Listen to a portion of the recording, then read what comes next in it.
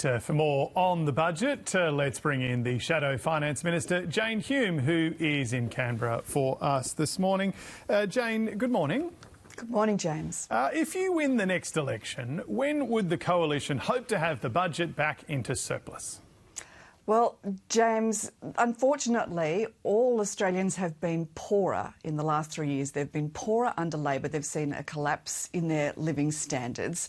And despite two windfall surpluses in budgets, in previous budgets, we're now seeing red ink as far as the eye can see. There are deficits now that are baked in to budgets for the next decade. We don't think that that is good enough. The Coalition wants to see a budget that will restore standards of living and improve our prosperity and our opportunities, most importantly, and restore those fiscal guardrails, those budget disciplines that have served Australians so well for decades past.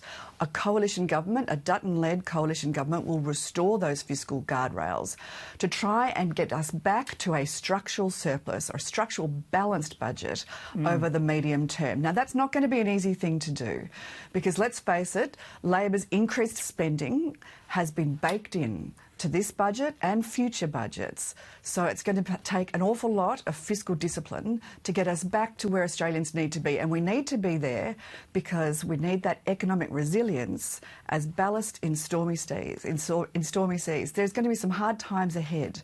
That's what Australians expect. They expect a budget that will restore that fiscal discipline and that economic resilience to get us through those tough times ahead. OK, so do you have a specific year? What's medium term? 3 years, 5 years?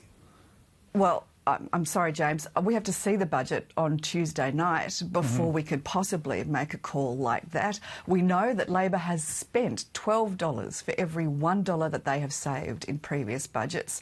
This budget, we expect, will be exactly the same. Now, that baked-in spending is very difficult to manage, difficult to unwind, but that's why we want to see those fiscal disciplines restored, a tax-to-GDP ratio, an objective of making sure that government expenditure doesn't grow at a faster rate than the economy in an unsustainable way out into the never-never. Okay. We have to bring back those rules into what we do in order to maintain the economic resilience that we need. If you're just tuning in, we did have the Finance Minister, Katie Gallagher, on the show defending the government's fiscal discipline earlier, so I'm not just going to go back through everything you said. Getting the budget back into surplus would likely require some cuts, though, particularly to pay for some of your policies like nuclear power. What rate of growth, for example, is sustainable for a scheme like the NDIS, do you think? Is that somewhere where you'd look to make substantial savings? When we went into opposition, we said that we would work with the government to create some sustainable savings within the NDIS. In fact, Labor embedded in their budget an 8% growth rate in expenditure of the NDIS. That was down from 14%.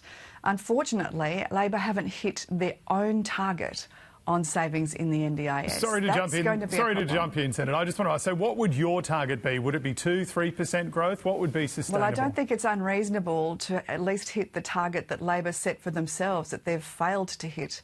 That would be a good start. But the most important thing is that we get the entire budget under control, that if we're going to have these big savings, these big spending programs, that the entire budget doesn't grow, the entire of government expenditure doesn't grow at a faster rate than the economy. Now, that's really important because otherwise you're essentially waving the white flag. You're shrugging your shoulders and saying, this budget is impossible to manage. The Coalition don't think that that is true. If you bring back those fiscal disciplines, you can bring us back to a state of structural balance in the future. Now, we would hope that we can get there in the medium term, but we need to see the budget on Tuesday night in order to see what it is that we're dealing with. You're the Shadow Minister for the Public Service. Do you know how many public servants you would want to cut? Do you have a number to the nearest 1,000? Well, we know that there are 36,000 additional public servants that have been appointed by this government. That's a 20% rise, 40 new public servants a day. But we also know that a bigger public service doesn't necessarily mean better service to the public. And in fact, while we've seen things like the health department blow out by around 40%, bulk billing has collapsed, a doubling in the size of the energy and environment portfolio, and yet at the same time approval times have blown out and emissions have gone up. So would you cut 36,000 public servants Just if you win. If you win the election, will you cut 36,000 jobs? James, we know that the size of the public service doesn't necessarily mean that we will deliver better services. We have said that we will deliver better services. We think that the size of the public service has blown out too far. We will see the numbers on Tuesday night to exactly just how far it has blown out. So no specifics there. Just on a separate issue. Can I just say, before we move on, you know, I think that people can safely say that they've seen the failure in public services from this government. It now takes about 50% longer to apply for an age pension. It takes 5 times longer to apply for a low-income card. If you ring the Parenting and Families Helpline, you'll be on hold for an hour. A bigger public service is not necessarily a better public service. The coalition would be committed to delivering better public services. But I mean, if you're cutting those public services, though, won't those wait times just blow out more and more? We're committed to not cutting anybody from frontline service. We'll guarantee the essential services that Australians need and deserve. That's a given. That's a guarantee. There's a piece in the Australian Financial Review today saying that the coalition will look at relaxing the safeguard mechanism, which puts pressure on big polluters to reduce their carbon emissions.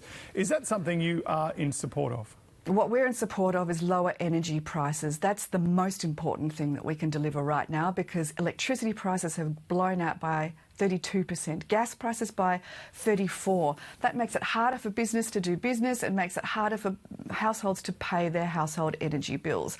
We've said that we will lower energy prices by bringing more gas into the system. We will fast-track approvals for gas because more supply will affect prices. And in the long term, as those coal-fired power stations retire, we'll replace them with zero-emissions nuclear energy. And that will bring down prices in the long term, as it has right across the world.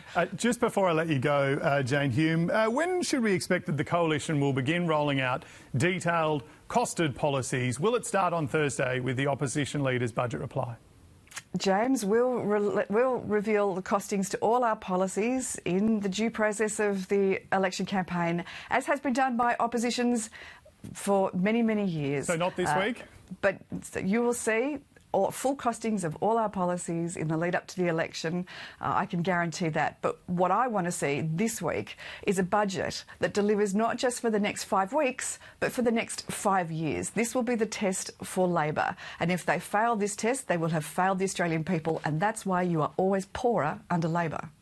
OK. All right. Jane Hume, we are out of time. Thank you for speaking to us this morning. Thanks, James. Let's have a very big change of pace.